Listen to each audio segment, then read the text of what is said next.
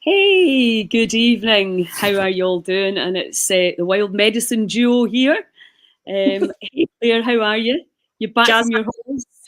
back from my holidays, full of vitamin D, sunshine that isn't from a bottle. So yeah, feeling full of energy and just like super glad to be back to the wind and the rain and the gales. But I yeah, happy that it's like in bulk and the light is returning, and yeah, we're moving steadily towards the busier times where all good plants have finished hibernating. yeah, I know. So, did you do any foraging when you were over there? Not loads of actual foraging. I definitely did a lot of looking at plants and being very interested by a lot of the plant species while I was over. So I was over in La Palma on the Canary Isles, which is Uh-huh. basically an island that is um, kind of it's an extinct volcano, but there's also some active volcanoes in the south of the island as well. So the soil is really, mineral rich. It's the steepest island in the world, so there's these crazy, cliffs, and the geology is amazing. And because it's quite high in the middle, it's also quite green and quite lush. So believe it or not, there was things like nettles growing in the crater. Really? Yeah, different species of willow and laurel. There was the most incredible Canarian pine forest, where they have the bark of these pine trees is it's in kind of really fine layers, so it's incredibly insulating to the inner cambium, the tender part of the tree. So it actually helps to protect them from the forest fires that they get over there quite frequently. And of course, when the tree's injured, it produces this resin, which has medicinal properties. Like all pines contain, these medicinal properties. So it's just incredible to be over there in a very different landscape, and meeting all the different plants that thrive in those kind of climates. Ah, I mean, the pine tree, because that's where turpentine comes from, which I Mm. always find, like I think people think of turps as a kind of paint stripper, but in actual fact, as an oil, it's very powerful, isn't it? Yeah, that's right. And so the pine resin contains lots of different volatile compounds, and basically trees produce resins as a form of defense. So it's a kind of barrier that they use for healing and in order to protect them from infection. And Mhm. surprise, surprise, we can also apply those properties to the human body. So, pine and conifers and resinous plants tend to have antimicrobial properties within the human body as well. So they're often antifungal, they're often antibacterial or antiviral. And, in terms of traditional practice as well, we tend to use pine and resins and incense as a kind of oil to burn, and we often use that in our spiritual practices as well to kind of help as a form of protection and to help deepen the breath and enhance lung function as well. So yeah, powerful stuff. Tree medicine. Yeah, so you can I mean, there's nothing more beautiful, I think, than walking into the pine forest and smelling Yeah. I just love that. There's a really Yeah. lovely one called Barmoloth. And then so you can smell it, you can also ingest it, and then obviously you can make shortbread out of it. Yes, yeah. So you can use the needles, obviously, as an ingredient in cooking. You can infuse them into oil or into vinegars. You can, as you say, use them in cooking or shortbread, and you can make it just a simple, straightforward pine needle tea out of the needles as well. So, and that's obviously they're evergreen. They're there year round. So even in the depths of winter in this country, if you were to find a pine tree or a pine forest, you can easily harvest some pine needles at any time of the year. Yeah, fantastic. I never thought about making pine needle tea. What would be Yeah, the it's benefits? really quite So you refreshing. still get the antifungal benefits Yeah, with you will that. still get the antifungal benefits. So the resinous part of the tree, it's So resins aren't extracted particularly well in water solution. So a hot water extract will draw out some of the active volatile constituents from pine needles. But if you want to extract the resins and the more dense volatile compounds, then you would probably need an oil and heat, or you would need to do a high strength alcohol extract. So you're looking at something like at least 60%, but preferably up to 90% alcohol to extract the resins. So yeah, you need that kind of stronger alcohol to act as a solvent. Extraction. Yeah, exactly. Yeah. And then you can obviously dilute that down, you know, for internal use, because you wouldn't really want to be ingesting straight 90% alcohol. That's not going to do you any favours. So you can dilute it down quite significantly if you want to use that as an internal medicine. Yeah, some undesirable effects. So, can you talk us through February's wild medicine? What can yeah, so of course it's going to depend very much whereabouts in the country you are. So obviously, well, funnily enough, Sunday there, I noticed that it was 15.5 degrees, which is crazy warm for January. And then the next month it was I think overnight it was -2, something like that. So the temperature fluctuations at the moment are a little bit crazy. So I think some of the plants are tentatively starting to come out and then going, oh my goodness, it's still a bit cold. So yeah, it's going to depend on how those temperatures fluctuate over the next couple of weeks as to what we can expect to see. However, the wild garlic is officially poking through, especially in southern parts of Scotland. So if you're away down in the borders or Galloway, that kind of neck of the woods, even Glasgow, south of Glasgow, the central belt, you'll definitely be able to get the first few tender shoots of wild garlic. And I know that around here there's some poking through as well. So that's I always love this time of year for those first few wild garlic shoots that are like super strong, super pungent, because it just feels like, yes, that's it. That's like spring is returning. Spring is on its way. Yes. The winter is over. The wild garlic is through, and the snowdrops are out. You know. Yes. And the bounties are going to appear. I mean, I think even since I came back from holiday, it's much lighter, and Yes. you can definitely see it in the morning. And of course, because the weather has been, well, a lot of times there's been some really nice clear days, so you can really see the natural light, and oh my god, it just fills your heart with hope. Absolutely, it's a hopeful time, and that's what Imbolc is, you know. So today obviously is Imbolc. It's the when we start to notice that return of the light, and it's a real kind of time of hope when you can feel that light returning, and you really just start to notice the first little kind of turnings of spring or late winter, and then you get these winds and gales and things that that make you realize that it's not quite over yet. Yeah, I know, it's so easy to get lulled into a false sense of security. When I came back on Sunday, and then I took the dog out, and it was horrendous. It was blowing a gale.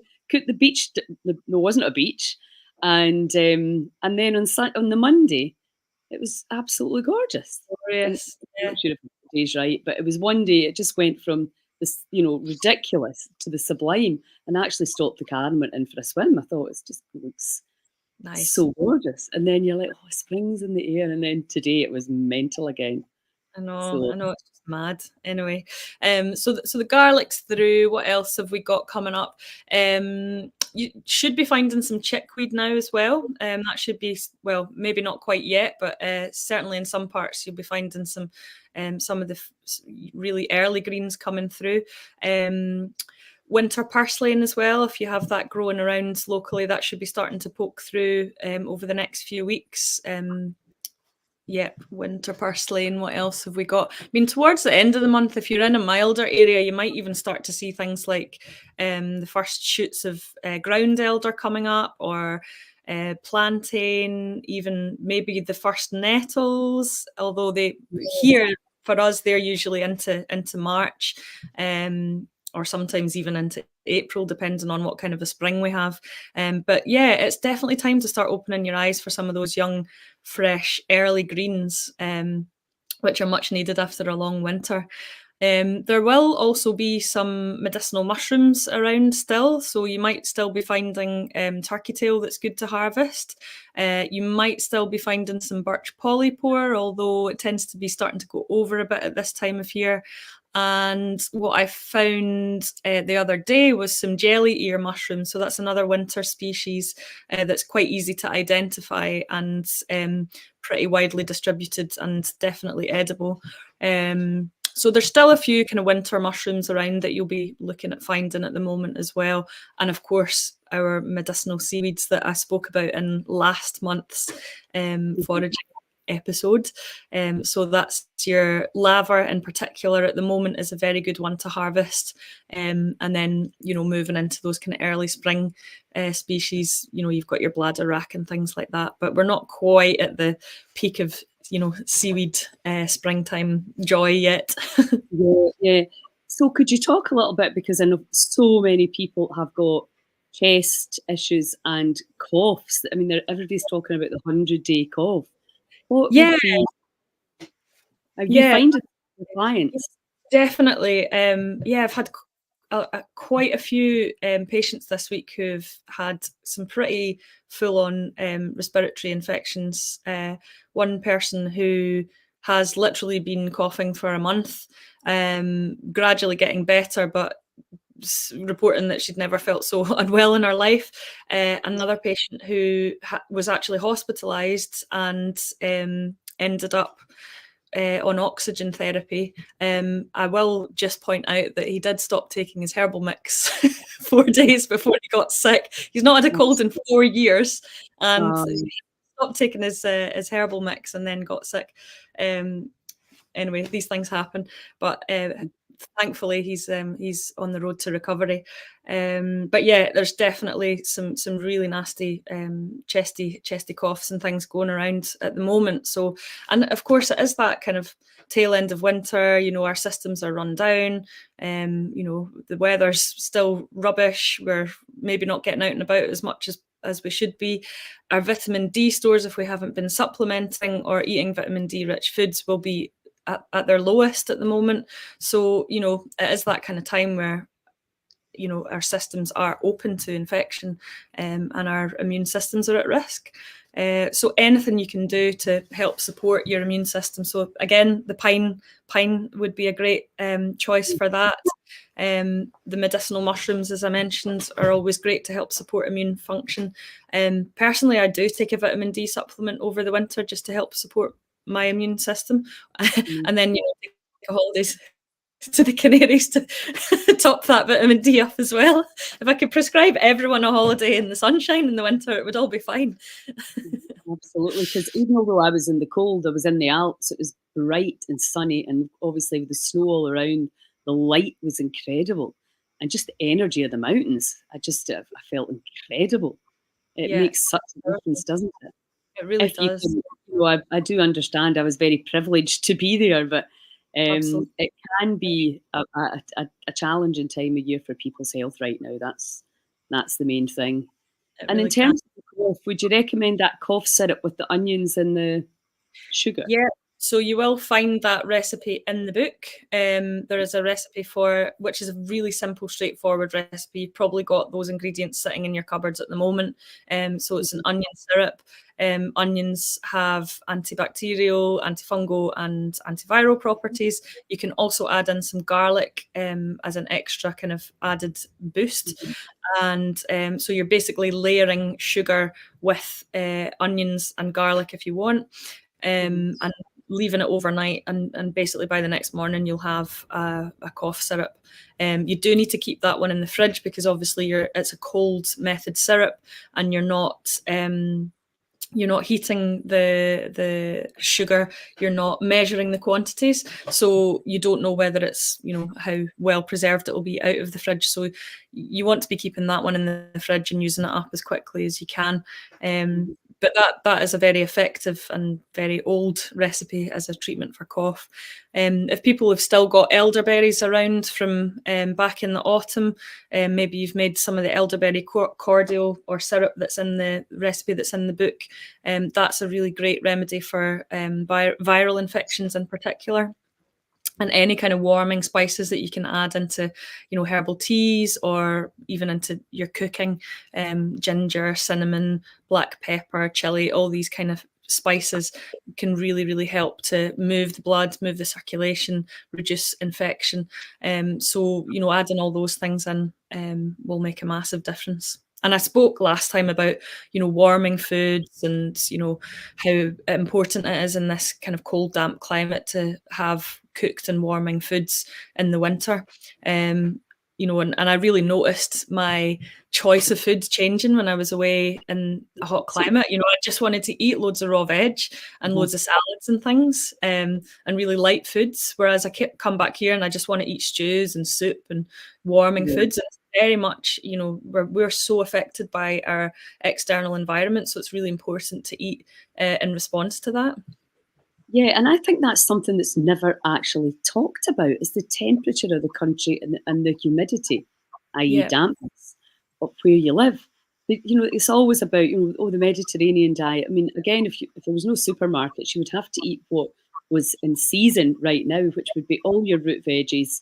You would have your animal or your fish proteins or whatever to keep you going, and everything would be fully hydrated, really easy for the body to digest, but very nourishing and warming. Yeah, yeah. I find even in Scotland time of year it would have been oats and neeps and kale, maybe the odd carrot and parsnip if you were really lucky, and of course your onions. So I'm not suggesting that we should all be eating that on a daily basis, but warming cooked foods and root vegetables for this time of year. And as the seasons progress, nature shows us what we should be including into our diet, so we do start to see some of those really pungent, spicy early greens coming in at the moment, which have, the wild garlic, for example, has fantastic immune supporting properties, and it doesn't just keep vampires away, it keeps nasty bugs and infections away as well. So these things start to creep in as we need them through the year. And can you talk a little bit about infections? Because obviously so many I think we generally speak and think of an infection as something like, a major thing that's very obvious that you probably need to get antibiotics for. But in actual fact, a lot of us are carrying low-lying infections in the body without really being fully aware of it. Yeah, and I think, obviously we know that our we're not all just human. We've got all these, as you say, pathogens and different microbes and things living in us, on us, around us all the time. And really the way that I see it as a vast generalization is, infections take hold when there's something not quite right going on in the body. So if your immune system is low for whatever reason, then that gives a chance for infections to take a hold. So what we're always trying to do from a herbal perspective with infection is we're trying to strengthen the person. We're trying to improve immune system function and improve the circulation and improve the body's natural ability to cope with any kinds of attack. And in that way, we're always bringing the body back into balance and back into harmony. So, we wouldn't necessarily be trying to eradicate those pathogens. In some cases we are, but most of the time we're just trying to bring things back into balance so that, there's not one bacteria or virus taking a hold. It's a pretty complex subject, isn't it? But generally, what I would say is the best thing that you can do is to try and keep yourself as well as you possibly can. By eating well, by getting as much sleep as you possibly can, by keeping your fluid levels up, by managing your stress levels, by eating the right foods, and obviously making some space for rest and play and fun and all those things as well. And that is probably the best way to keep yourself as well as you possibly can. That lowers your risk of many types of chronic illness, including infection. Yeah, I tell you what I'm seeing a lot of is adrenal madness. just running on adrenaline and unable to switch off from that. Is that something that you're seeing as well? Yeah, it's something I see a lot of in my practice, and people on the verge of burning out because they're, as you say, doing too much or taking on too much or pushing themselves too far, or just spinning too many plates or just too much stress. So, and then that is just a characteristic of modern life, isn't it? But there's a lot that we can do, and you've got so many tools in your kit that you are so keen to share with the world, to help us manage our emotional stress levels. So Yeah, that's such well, a part of it. we did the intermittent fasting again in January for the Heal Scotland Challenge, Mm. and it blows me away the testimonies I get about it. I'll put them together again, and then we finished off with a 1 to 3 day fast just to introduce people to the idea of having a day or more without food, depending on. Well, just it's so empowering, and you feel so different. And now we're moving into February's breath work. And I don't know about you, but you obviously, I know that you recommend, you've got herbs, but you recommend other things as well. Because I think for me, one of the big things is sense of humor.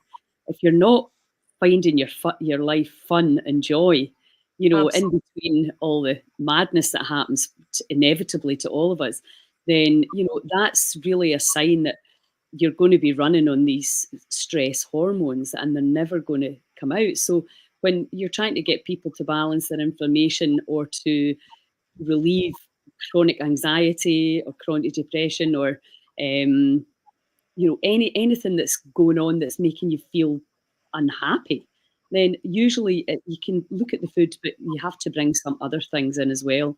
There is no one magic. Everybody's like, oh, this vitamin or this superfood, and it's really not like that, is it? Because ultimately, it's about what you do every day, and the 23 hours of that day that you're not seeing us, and the rest of the week. All of that every single day. Am I taking myself towards vitality and health and excitement for life, or am I taking myself away from it? And I Absolutely. think that, our world, a more holistic world, is going a little bit allopathic as well. It's buy this, buy this, buy this, buy this. And it's, that's what I feel for people. It's a shame. It's overwhelmed. How do you know what to do, what to take, where to start? And, it's just a kind of try a wee bit of everything approach and never really getting the results that you desire. And you said something there about using the herbs as preventative, which I don't know why I never really thought about that before, but that'd be an obvious thing to do in the winter when there's more stuff around. Is start, Yeah, take. absolutely. And one of the things that I quite often teach on my winter wellness courses is making fire cider. And that can be used as a kind of general tonic, if you like, to be taken daily throughout the winter to just help with immune system function. It's, a warming circulatory tonic, so it helps with relieving cold and damp symptoms. So, joint pain, rheumatism, poor circulation, and also obviously supporting immune health.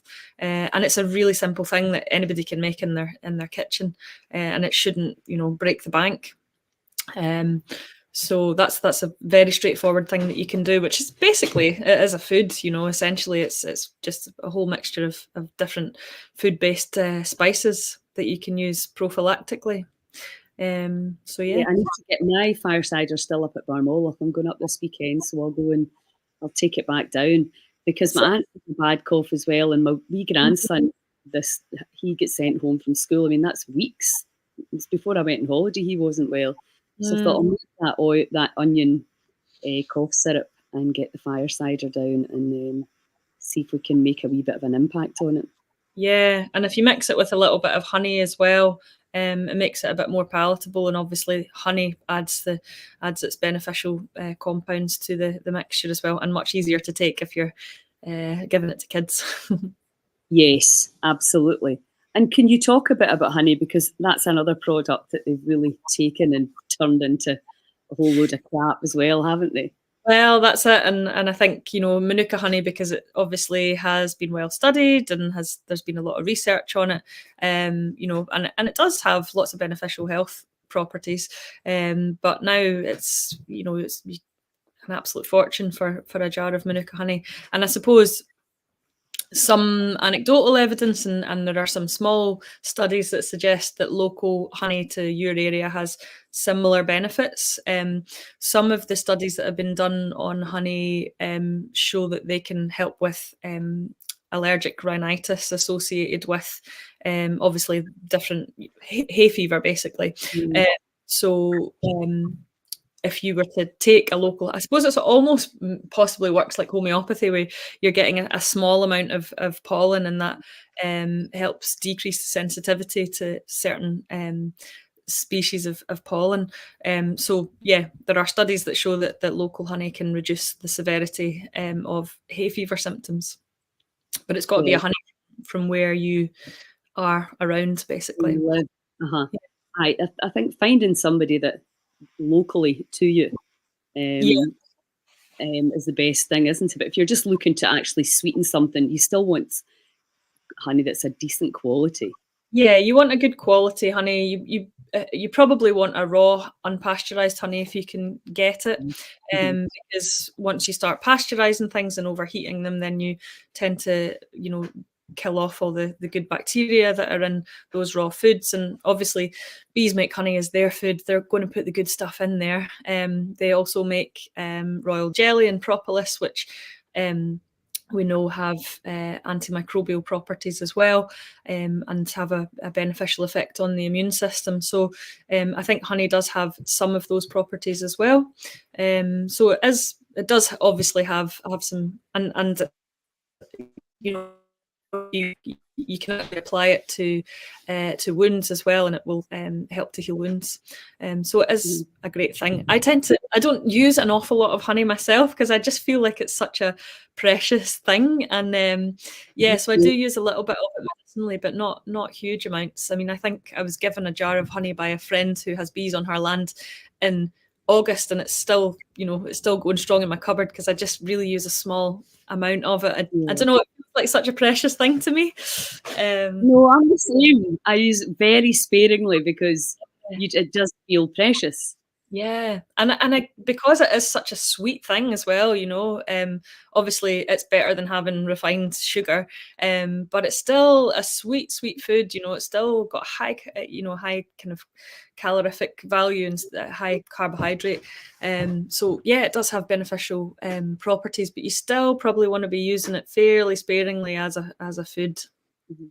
I read an article today that some of the bees have been found with levels of aluminium in them, Mm, and from the pesticides. So yeah, sad. It's yeah. like, oh, of course. But then if they're poisoning us, it's going to be poisoning them, Well, I'm that's sure. it. Well, we're polluting our world, and nobody is getting away scot-free. Like, it's Uh, affecting us all. Um, all the birds and bees, and yeah, it's such a shame. So right, so let's talk about. Obviously, we've got the Wild Medicine festivals coming up, but we also have our biannual retreat.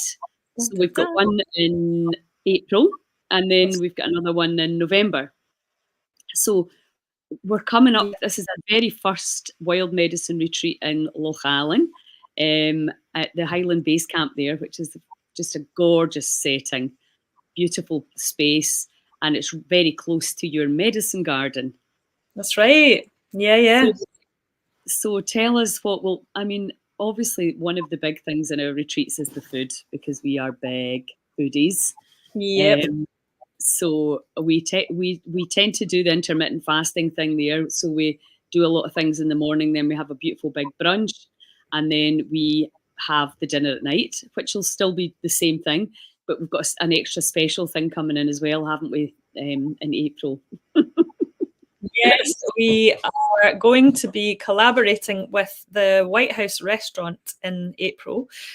So one of the meals is going to be based around some kind of local and some foraged ingredients. And I've been doing some collaborations with the White House over the past year or so.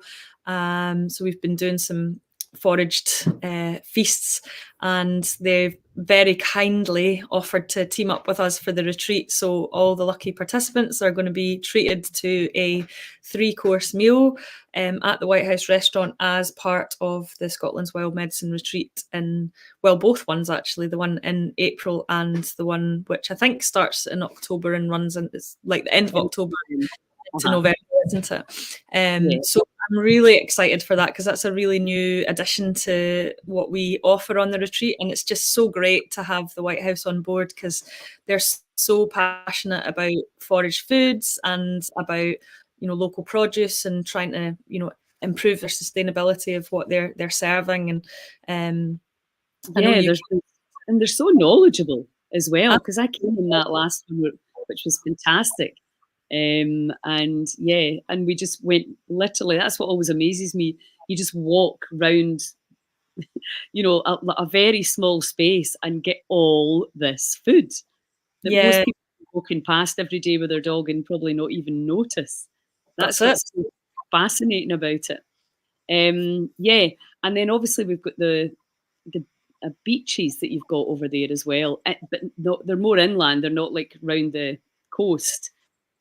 There's few beaches around the coast, but there's also some kind of freshwater lochs as well. So there's loads of different opportunities for our cold water immersion. Really just wild and scenic and beautiful places. So if you're coming along, you're going to be treated to some properly gorgeous spots. And loads of lovely walks, and obviously you'll be doing the foraging with me. You'll be learning how to make your own seasonal remedies, and we'll be doing the intuitive herbalism as well, which is kind of plant meditation work. So it's going to be action-packed and fun-filled as ever. Yeah, and people get to see your actual medicine garden, how you are the good life in real life, where you grow your own medicines and then where you make the medicines. And it's fantastic to see all of that in action. I mean, I don't know how many people actually go to all that bother that you go to have everything so raw and natural and dense and just the way it was meant to be. Yeah. But we're also going to have the biofield viewer. I'm going to be bringing that as well, so people can look into the colours of their energy system and see if there's any areas that need a little bit more flow. So we'll be able to look at that at the start of the retreat, and then maybe even in the middle. And because obviously I've been doing a lot of training on that, so I'm a lot more confident now to have a look and talk through the emotional side and the colours, the electromagnetic field that really helps people to see, what the invisible, which they probably already know, but it's just really like, so what's it? This colour's, not flowing so clearly there. Is there some issue there? And it always works. It's reading your body, so obviously it just feeds back. It's so interesting. So that's a great. Put things into perspective. It's like an amazing, such an amazing technology to kind of, as you say, glimpse that side of what you can't necessarily. Yes, yeah. And we'll have the sound baths, which will be customised to the group as well, obviously, and the breathworks, which are very tailored to the group. So it's I'm excited about it already. I mean, April's just going to be an incredible month. Got all the goddess gatherings over the next few weeks, and then we've got the festivals and the retreat, so that takes us right up to May. And then my new grandson's going to be born, so happy. You're like an absolute, all this amazing work that you do must be paying off, Lilia, because you're so busy running from this thing to the next thing that you're just full of joy and full of energy, and it's amazing to see. So you're a good advert for what you do.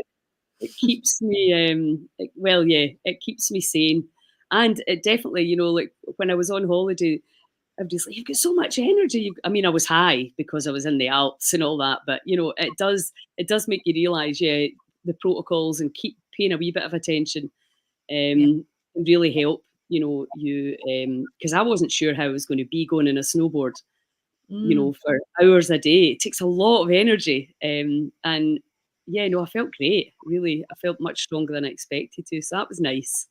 Because Fantastic. sometimes you're on the the downward slope. At my age, you could think, oh well, I'll not be doing that for much longer. But I did not feel like that. It was good. So That's the wild great. medicine works. What can we say? Success. Well, listen, for anybody who wants to have a consultation with you, you can do the consultations online.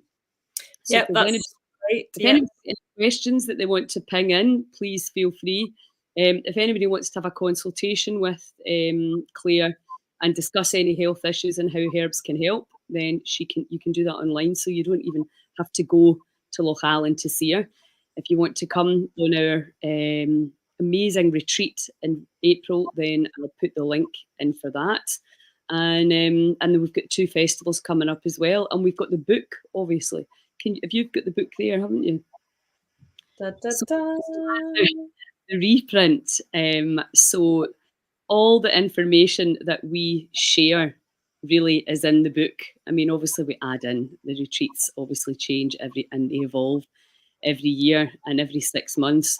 But the book is a brilliant way for you to have that information at your fingertips. And it's £25, but it's an encyclopedia and it's heavy. It's clear Yeah, now. She's I had know. to have I have to post them out. I have to walk to the post office with my bags full of them. It's a good workout. I know it is actually. It is. So yeah. So please spread the word for us. And yeah, if you want to come to any of the events, go into healscotland.com. You're westhighlandherbal.co.uk. Yeah, or .com, either one will get you there. And if Mm. you did want to book in for a consultation with me, you can do that through my website. I've got an online booking system. So, Oh, but brilliant. obviously, if you wanted to talk that through beforehand, you can always contact me by email or by phone as well. And yeah, as Lilia says, to book the retreat, that's through the Heal Scotland website. Mm-hmm. Yes, I'll put all the links down. No questions. Nobody's interested in finding out any more. We covered everything. Thank you, very informative. Thank you. My hubby loved the firesider we made with you. That's Amazing. great. That's so good to Yeah, hear. I know. Spread the word, because all these medicines are so cheap to make. They're so powerful, but they come straight from the land. You're just taking that power right from the land into your cells. I just love it. It's this idea that, things have to come from a different country or things have to be made in a laboratory before they work for the body. And it's the complete opposite, isn't it? It's just Absolutely. taking Yeah. the power from the land and knowing how to do it.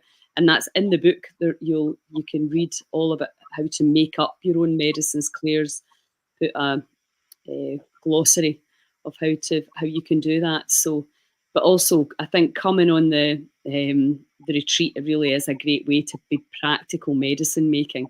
You actually get to do it, and I think you're more likely to repeat it when you've actually done it. Yeah, I think there's definitely something about that, actually having a go at it and being able to say, am I doing this right? Or, oh, that's how you do that.